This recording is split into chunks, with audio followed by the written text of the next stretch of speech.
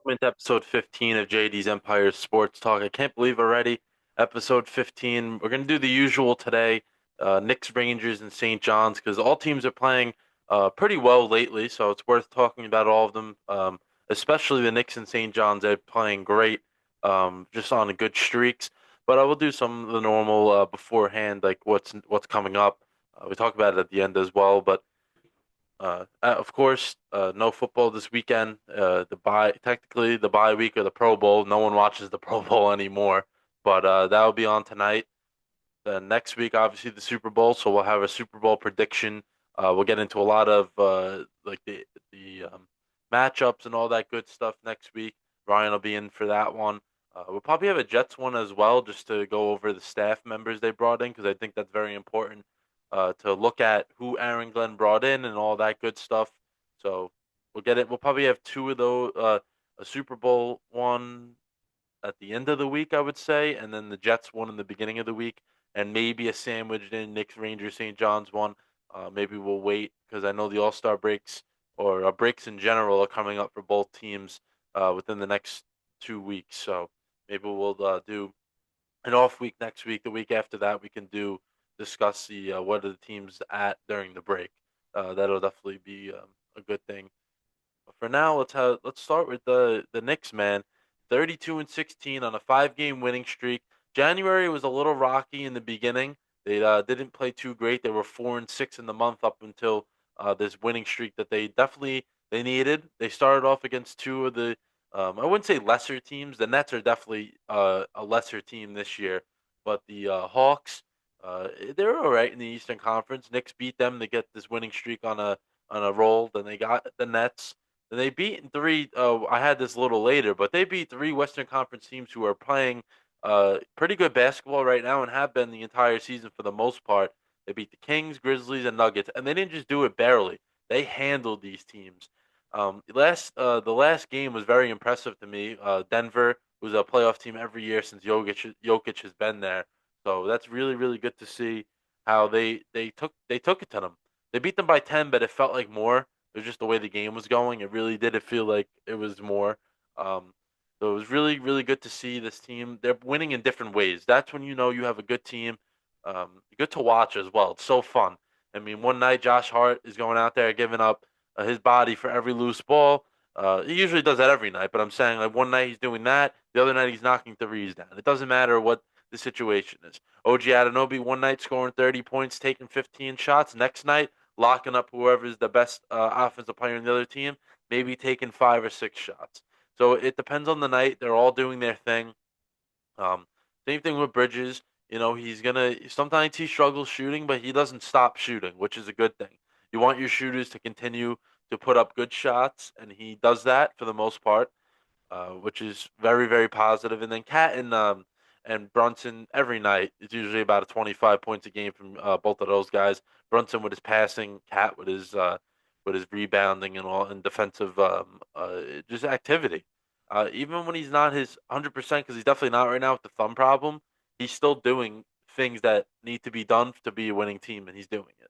So I know I talked about those two guys being all-star starters last week. Pretty much the same for the Knicks. They're just playing their game. Like I've been saying, if they play the way they should play and how they can play, they're not going to be beat by many teams. And if you do beat them, hats off to you. They're one game out of the second seed right now, so they're coming for the Celtics. Celtics have been playing all right. They're winning games, losing games. Excuse me, winning and losing games, kind of like alternating right now. So the Celtics a little bit not consistent, but of course they're a really good team, and the Cavs as well. I mean they're still so good because of how they started, but they're losing games now as well. They got 9 losses on the year, only ahead of the Celtics by 5.5 and the Knicks by 6.5. I mean one more decent stretch of losing games and those two teams winning games, or just the Knicks. I mean we're talking about the Knicks, right? Them going out there winning games, if the Cavs are having a rough stretch, they can get that 1 seed. I don't see why they couldn't. Why not? They right now they're in a great spot anyway, but just to improve seeding wise would be great. So you know you have home court advantage throughout the entire Eastern Conference playoffs, which is something that would be very nice to have. But as the 3 seed, you'll have at least a first round. Second round would depend on who would win on the other matchups. So you have a shot at it, but it may not be likely depending on who you play, which will most likely be the 2 seed. So hopefully they can do that and go out there and just be like, all right, we can go get a top 2 seed now. We're playing good enough. I know Saturday night they can continue this win streak against the Lakers team, who's played good this year. I think defying expectations, which is weird to say when you have a LeBron James and Anthony Davis on your team. But the rest of the team, they didn't know what to expect. They know you have Reeves and a few other guys who play good, but sometimes they're not consistent enough where this team should be. So that's why people are like, oh, the Lakers will probably be a playing team, but they're playing above that right now. Anthony Davis is out for at least the next 3 games. So the Knicks do catch a little bit of a break because that would have been a tough matchup for Cat, but now he won't have to face him. So this should be a must-win game for the Knicks, definite. LeBron's of course great. He can have a 50-point night Saturday and make me look like a fool. But it should be a team. It should be a team they beat and handle just because of who else is on the rest of the guys on that roster. And then they got the Rockets to close out the homestand before going north of the border against the Raptors. So these next 3 games will be challenging, especially the next two. I'm not saying the Lakers are a cakewalk. The game they should win, like I said, but they're good, they're talented. And next Monday against the Rockets, who are the 2 seed in the West right now, they're made huge moves in the offseason. They paid off for them. They're playing great. It's a team that pretty much a team that the Knicks would struggle against normally because they're a quick and young team, which is really the only teams that have a shot at beating the Knicks because their speed isn't always there, depending on the groups that are playing. So I think that this could be a team that give the Knicks trouble, but they could beat them as well. Obviously, like I said, they could beat anybody in this league. They shouldn't have any trouble with anybody. Some matchups will be harder than others, but they should beat them. And then, like I said, the Raptors, and then they come back home for a few more games. So this is a good stretch.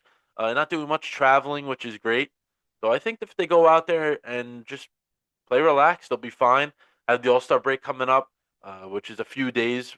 Get the body a rest, and then just go for the second half of the year here, where you're almost getting into February. Then before you know it, March and April, and then playoff time. So these guys want to be playing their best basketball playoff time, and I think they're doing that. That being said, not playing their best right now. I didn't jinx them from last week. The Rangers are going to keep it a little brief because I don't think there's much to talk about from last week to this week besides them losing 2 games.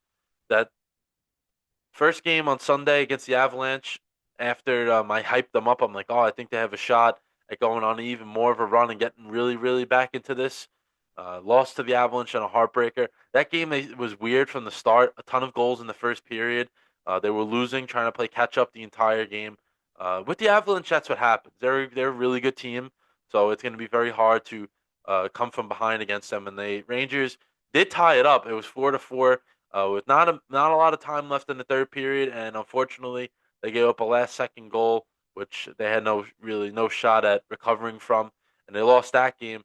And then they played the Hurricanes on Tuesday and got their butts kicked uh, throughout the entire game, especially the third period. It was a close game going into the third period, and I don't know, I don't know what happened after that. So I really hope I wrote on my notes. Hopefully, this isn't a start to the downward spiral. And if it is, blame me because I was the one that was hyping them up a lot. I mean, they played well for an extended period of time in most of January, so it wasn't something I kind of just made up out of the blue. But I really hope I wasn't me. It's all jokes, but um, hopefully they can pick it up. Like I talked about before with the breaks, they got another week or so of hockey. A lot of games from February 1st to the 8th, which is a week. I think it's 5 games they got coming up. So, chance of doing a lot of moving up in the standings or moving down in the standings, depending on how they play. Tougher schedule. I know they got the Bruins twice. They got Vegas once from what I looked at before. I know Columbus is the last game before the 2 week break they have. So hopefully they got a few easy ones in there and the challenges they can just come up there and go out there and beat them. I mean, like I said, I've said this for the past month or so. This team is not playing up to what they can be. So I don't think there's any teams or team out there that should be scared of them. They can hang in there with everyone if their effort is there. If the effort isn't there, you're going to see what you saw Tuesday night, which looked like a team that wasn't trying out there. Not saying that they were definitely on purpose doing that, but looked like they weren't. It looked like they wanted no part of that game. So hopefully they can get some consistency like they had before the last two games. So we're not going to overreact. We're not going to say the season is over. We're not going to say no playoffs.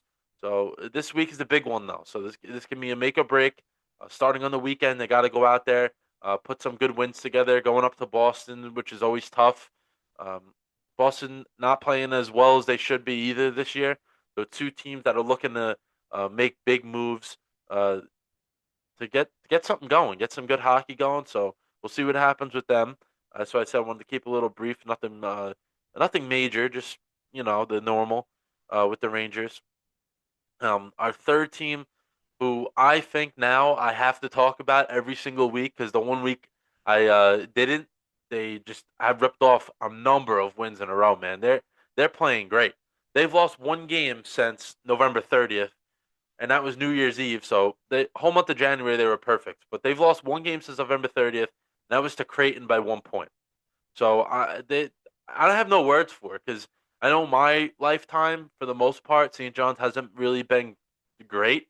I'm 20, so they haven't really been great that much. I've only seen very few NCAA tournament appearances, and usually when they get in there, that it doesn't last very long for recent years. Well, recent years they haven't really made it, but like what I'm saying in my life, they haven't really gone far at all. So this is very exciting to see. From as a fan, and I think everyone in college basketball can agree on this. They're a team that they're just getting started. Like not in the sense of they're 18-3, how much better they can get. They have other levels to them. The shooting is starting to come around, which makes this team a Final Four, in my opinion, type team. If they can combine the rest of their game, which they've had the entire season, plus the shooting, which they haven't had at all, come on.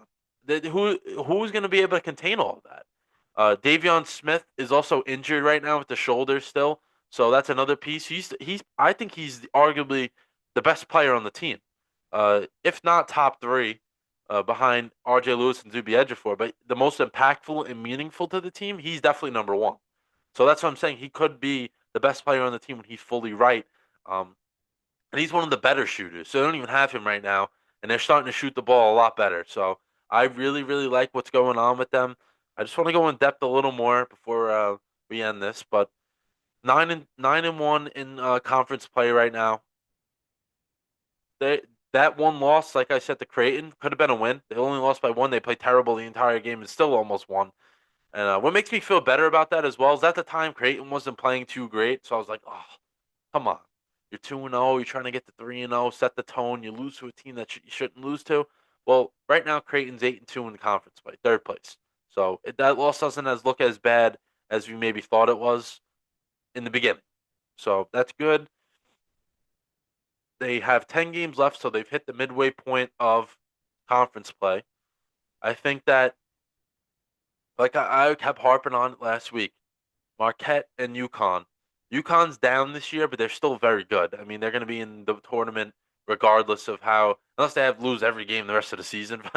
uh, but they have lost games to teams that they shouldn't have. But they're still UConn, and they still got a ton of talent. They're dealing with a massive amount of injuries, which hopefully for their sake, not for as a fan of St. John's, but hopefully for their sake, they can get healthy. But my point was they have 4 games out of the 10 left against Marquette and UConn, who are in the top four of the conference, as well as Creighton. They got one more time, so half the games left are against the top four, against the other three that are in the top four of the conference. So it'll be very interesting to see how they stack up against those teams. I think they'll be fine. They got Marquette coming up on Tuesday night next week, so I think they'll be. I think that's a good game to see home first, so you get to get Marquette in your building before you have to go there. So that should be a game they win. So then it'll be like, okay, if we lose to them at their place, we split. Um, I think if you come away with a 3-2 record again, because Creighton, I think they should beat after losing to them. They have been playing better, but I think they should beat them now at home. Marquette, I think they can get one, and UConn as well. 3-2 should be the lowest point though. I think if they go less than 3-2, that's not a good look. That can cost them some seeding because definitely don't want that. So we'll see what happens, but I think that if they get, like I said, 3-2, 4-1. I'm not expecting 5-0, but 4-1 against those three teams. I mean, why not? Because the rest of those other teams you should be taking care of. You shouldn't have a problem with them. Just based off of what what's what's ahead. Uh, they smoked Georgetown last game. I mean, that was terrific. That's one of those games you sit back as a St. John's fan and be like, "Yep, 2, 3 years ago, that was what happened to us. That we would be in games like that and just get our butts kicked from the tip to the end." And that it's great to see how much his team is like how much they've grown. Of course, different coaching and different roster, but even from last year, the guys that are here have just gotten a lot better. The guys that were brought in definitely a lot better than the transfers from last year. And last year's team made it to the Big East semifinals. So I think this is a make or break championship game for Big East. The way this team's playing this year, ranked number 15 in the AP poll right now. That's another thing I haven't seen. Just getting used to a number next to their name is something to me. But not being in the top 15, because being in the 20s is generic. It's like, all right, you're in the top 25. One loss will bounce you out.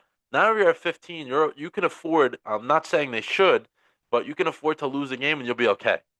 So very very excited for what this team can do.